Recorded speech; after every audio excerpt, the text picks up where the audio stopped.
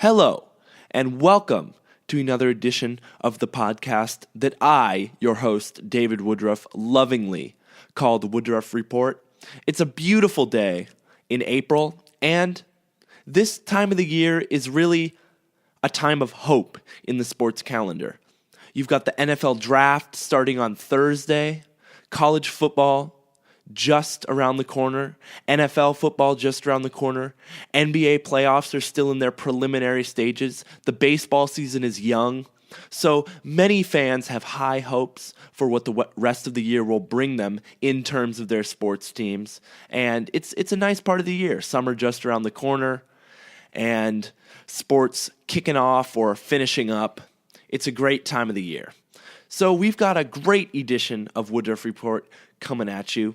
We'll talk all about the NFL draft. Round 1 occurred on Thursday. 2 and 3 already happened. 4 through 7 are occurring as I speak.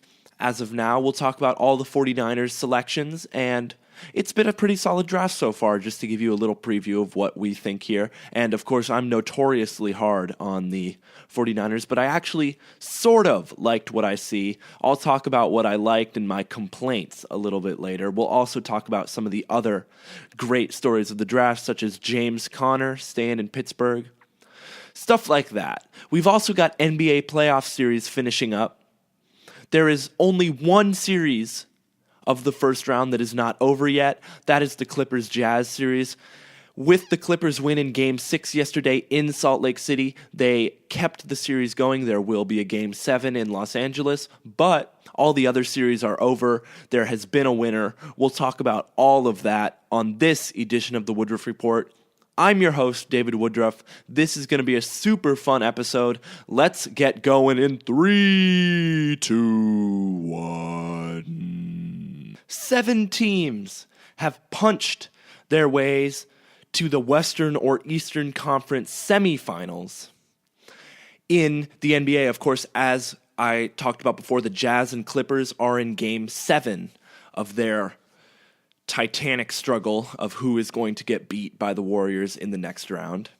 But 7 teams have punched their ticket, and with that come new series, new matchups, and new things to talk about. So let's recap a little bit of what happened in Games 4 and 5 of these series, maybe even Game 6, and what we can expect going forward in the playoffs. We will start in the East with King James and the Cavaliers as they finished up their first round sweep of the Indiana Pacers. And Game 4 of this series was really the Kyrie and LeBron James show. LeBron had 33 points and 10 rebounds, with Kyrie Irving chipping in 28. Everyone else was kind of just standing back and watching these two superstars go about their business. 14 chipped in from Deron Williams, and ultimately the Cavs were just far superior to the Pacers in this series. The Pacers would get out to leads, they'd start games well, they'd be hitting threes all over the place, and then just slowly, the Cavs would inch back, and it was sort of sad to watch the Pacers just put in so much effort, but they were just getting beaten by a team that was far better than them. Paul George had a frustrating night in Game 4, only putting up 15. He'd been averaging around 30 per game. Lance Stevenson put in 22. Miles Turner had 20. But ultimately, when the Pacers didn't have a big game from Paul George, they could not get enough points to beat this Cleveland team. Although Cleveland has had their defensive struggles, the Pacers really relied on Paul George to get their points.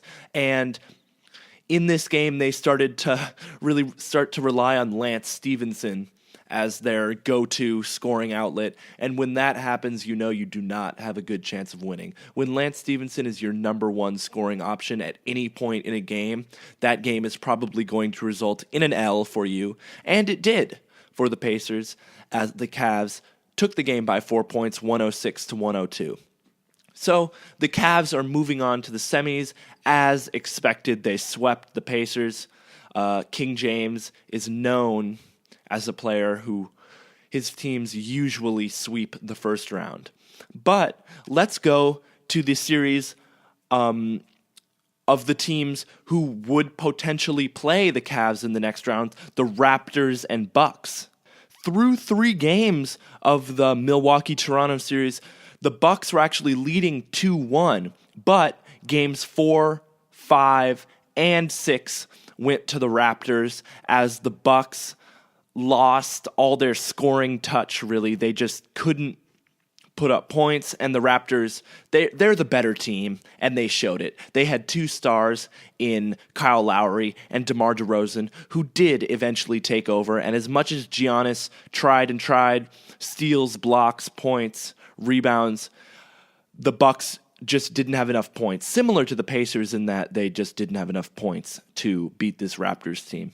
Game 5 was comfortably won by the Raptors behind 16 from Kyle Lowry, 18 from DeMar DeRozan, and a playoff career high 25 for Norman Powell. So he was kind of no one expected him to come on so strong, but he fueled the Raptors to a big win. On the flip side, Giannis had 30 and Malcolm Brogdon chipped in 19, but those were about the only people who scored for the entire game for the Bucks, and the Raptors comfortably won this one. So it was win or go home for the Bucks, trying to force a Game 7, and they were ultimately unable to do that. In Game 6, the Raptors were actually ahead early, and the Bucks came surging back from 25 points down to get back into the game. DeMar DeRozan had 32 for Toronto, and the players around DeRozan shot well from three-pointer, about 40%, and that ultimately nullified Antetokounmpo's 32 to go along with 19 from Chris Middleton. There was, again, not enough scoring for the Bucks in this game, as this was by far the lowest scoring playoff series, good defense being played or just bad offense. But the Raptors will face the Cavs in the Eastern Conference semis after beating the Bucks 4-2 in the series and winning games 4, 5, and 6. So let's go to the other 2 games of the series, and let's start with Washington versus Atlanta, which was a very strange series as the Hawks got out to a big lead, winning the games in Washington, and Washington stormed back by winning the games in Atlanta. So the script was flipped a little bit. Game 5 was very competitive, and there were great performances from both sides. John Wall and Bradley Beal played very well for Washington. Paul Millsap and Dennis Schroeder played very well for Atlanta. On the Atlanta side of the ball, Millsap had 21 points. Dennis Schroeder had 29. On the Washington side of the ball, John Wall had 20. Bradley Beal had 27. But as it so often does, it came down to the role players around the 2 stars on each team. Otto Porter chipped in 17 for the Wizards, and the players surrounding Millsap and Schroeder did not put up enough points.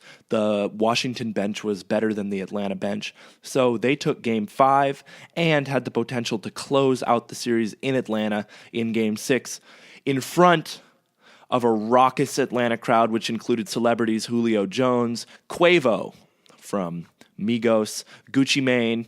All those people were in attendance to see if Atlanta could force a Game 7, and the John Wall show took over. 42 points for the Kentucky product, including 19 in the fourth quarter. Bradley Beal put up 31. They combined for 70-plus points. This is what Washington fans have wanted from this duo. 2 superstars who often did not play well together. They certainly showed what they could do in this game. Millsap and Schroeder put in 31 and 26 respectively, but as so often happened in this series, the role players around Wall and Beal and Wall and Beal themselves were just better players than the Atlanta bench and Schroeder and Millsap. So this was a very entertaining series. There was a lot of contention, lots of heated battles between the two, arguments, people getting in each other's faces, officials having to break up little skirmishes. Very competitive, very fun to watch, but Washington ultimately ended up taking the series 4-2. They will move on to the Eastern Conference semis to face the Celtics, who took care of the Bulls. The Bulls won the first 2 games of this series, but never even were close for the rest, with Boston winning the next 4 in quick succession to take the series, I should say, in 6. And it was a question mark. Could the Celtics start playing their brand of basketball? I asked it myself last week on this podcast.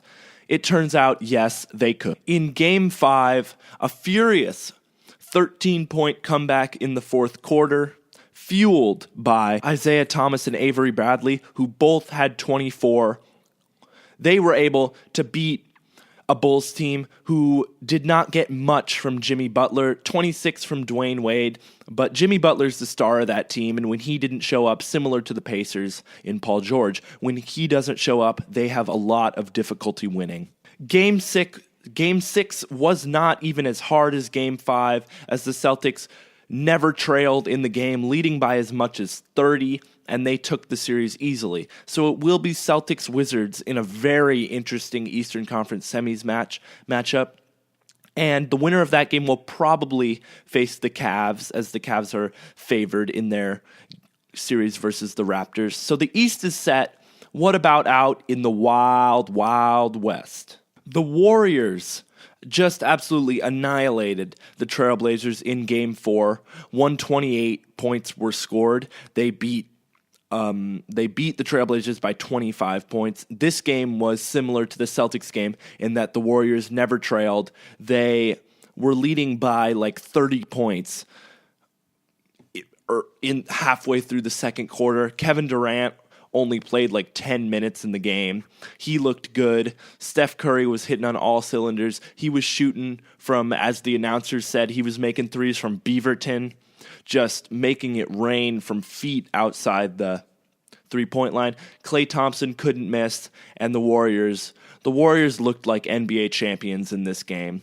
They took care of a Trailblazers team that fought hard, but just doesn't have the firepower of this historically great Warriors team.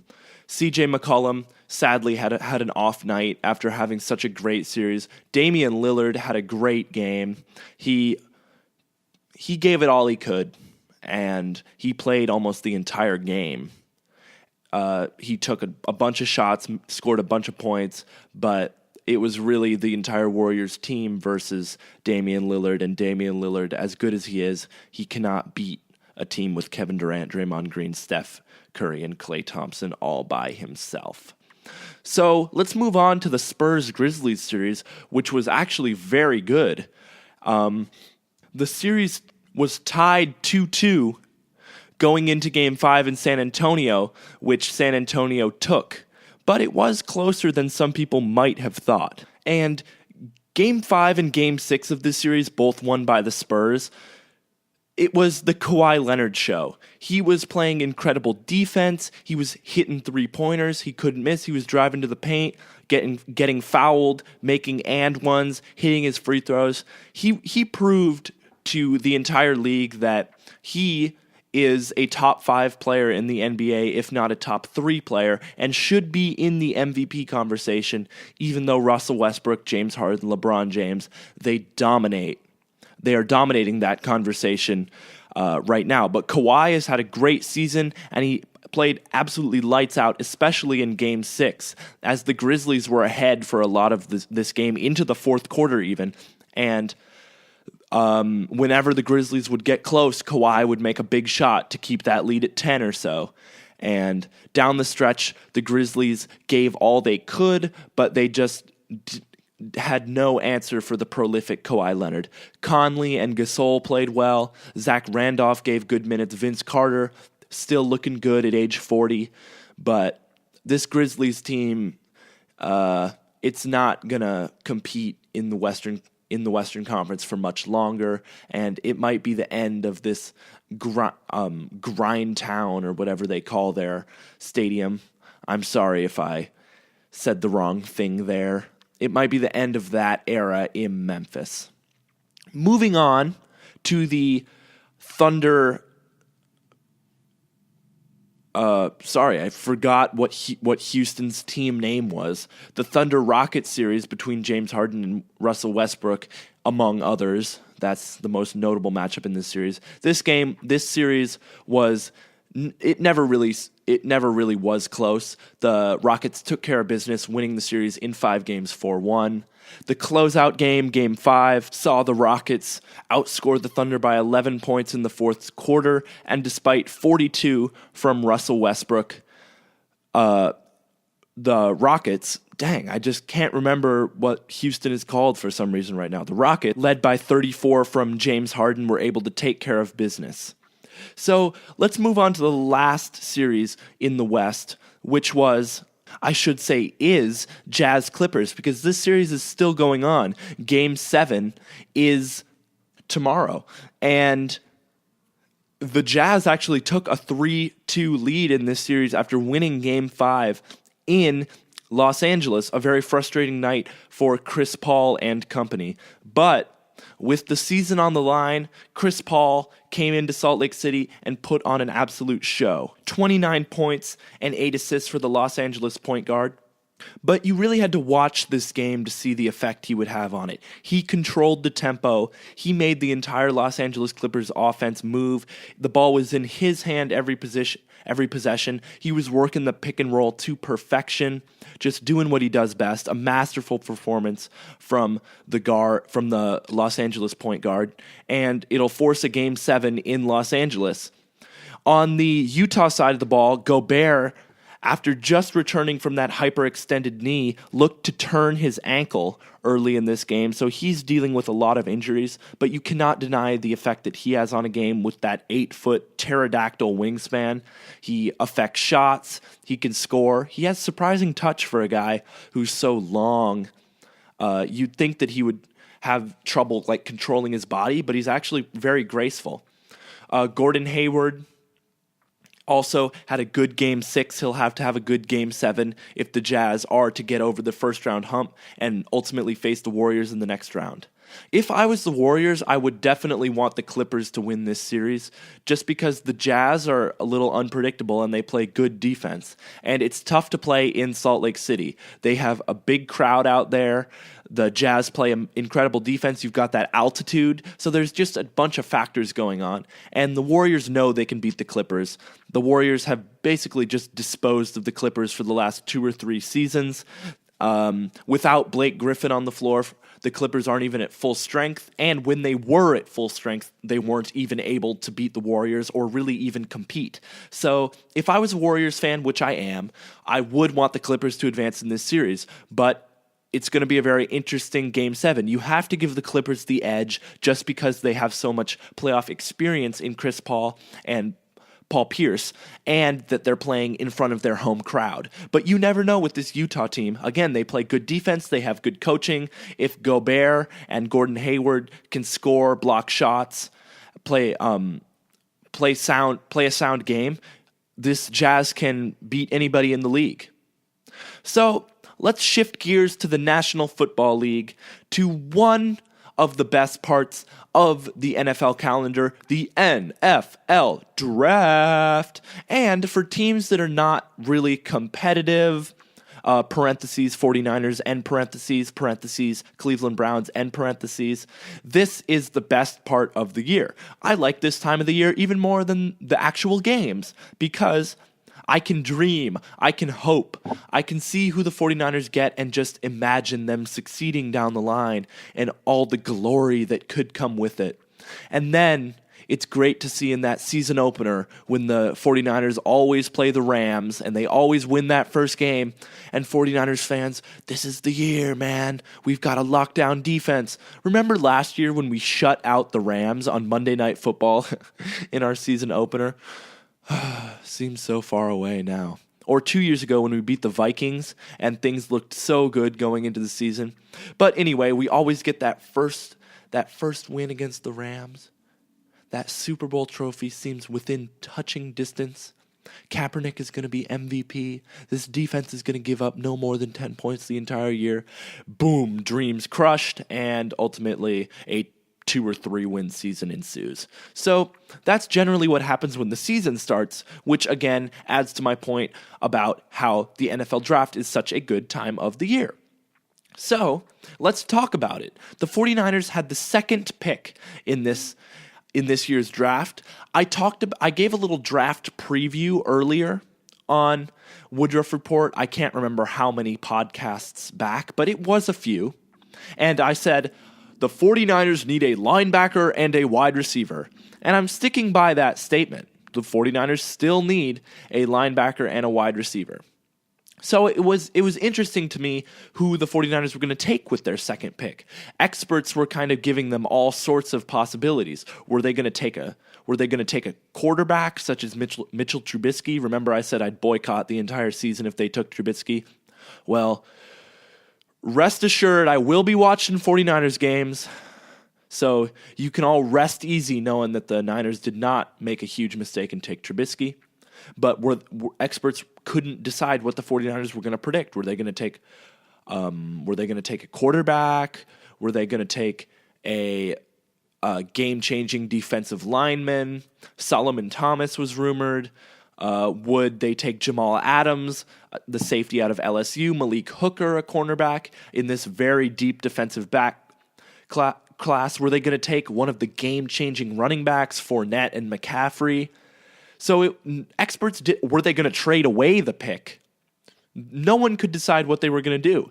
And ultimately, they ended up trading down a spot, trading spots with the Chicago Bears, who had the 3rd overall pick, in what was an absolutely idiotic, horrible move by the Bears. So I'll kind of tell you what happened in this trade.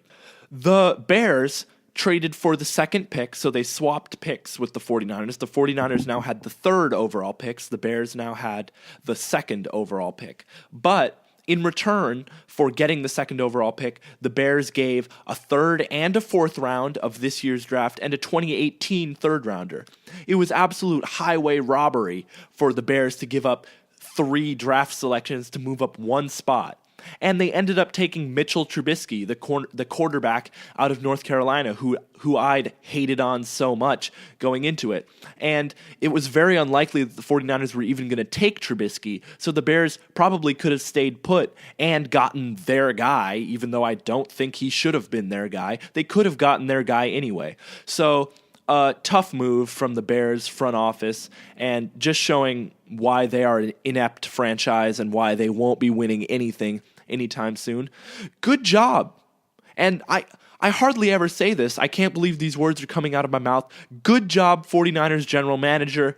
Good job. You actually got great value, and you completely robbed the Bears of this pick. So things were looking good. I was very happy. There was a big old smile on my face. Okay, we absolutely stripped these guys of assets so they could move up 1 spot. Who are we going to take? Because we still have the 3rd overall pick. And then the selection of Solomon Thomas just hit me like a sledgehammer. Grin completely shifts to a frown. How could this happen? And it made me really doubt if this front office was any better than the original one. We do not need D linemen. And we've gone on this route before. The previous 2 years, we've taken D-tackle Eric Armstead, defensive end DeForest Buckner, and we still had the worst rushing defense in the entire NFL. So we've gone the defensive lineman route, and nothing has changed. We've still had terrible production up front. And the run game and run defense is not only the responsibility of the defensive line. Everyone is involved. Linebackers have to plug the holes. So just taking defensive linemen isn't going to actually improve your rush defense that much. Solomon Thomas, he's a good kid, great outstanding combine, went to Stanford, a guy from this area, got good size. He'll be a good player, but he's not what this defense needed. We've stockpiled good young talent. They just need time to develop. What we needed was that second level, was that linebacker, was a younger secondary, because our whole secondary seems to be getting suspended because of domestic abuse. We have a bunch of criminals playing secondary on the 49ers right now. We needed some talent on the second and third shell of this defense. We needed corners, safeties, linebackers. What we didn't need was another defensive lineman. So at this point, I was giving the 49ers draft maybe a D so far. Not an F, because they'd gotten good assets out of their second round pick and stripped the Bears of, they just robbed the Bears, as I said before. But the 49ers still had the 31st pick in the first round. And an absolute golden egg showed up for them. Reuben Foster, the terrific Alabama linebacker. Somehow, I cannot comprehend how he fell to the 31st overall pick. But the 49ers were like, yep, that beautiful talent is still available. We're going to snatch that baby right up. Oh, man, we get a talented linebacker who was a impact player on a great Alabama team surrounded by terrific players who would also get drafted, such as Jonathan Allen.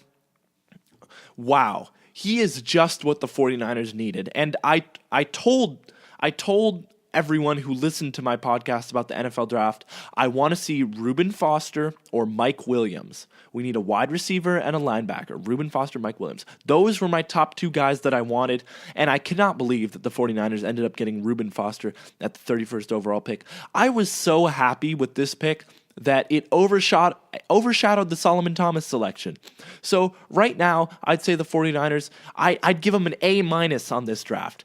I just love that Reuben Foster pick so much. I can't believe that he made it all the way down to the 31st pick. And we still have a good amount of picks remaining because of that Bears trade. We still have a couple fourth rounders. We've got our 5th, 6th, 7th pick, and if you look at the players who start immediately after getting drafted, most of them are from rounds 4 through 7. So there are a lot of impact players that go low in the draft. There's so many examples of players who didn't get drafted until late and have become superstars in the league. Richard Sherman, Geno Atkins, Brandon Marshall, just to name a few, who've fallen 4th round, 5th round, and become some of the best players in the league.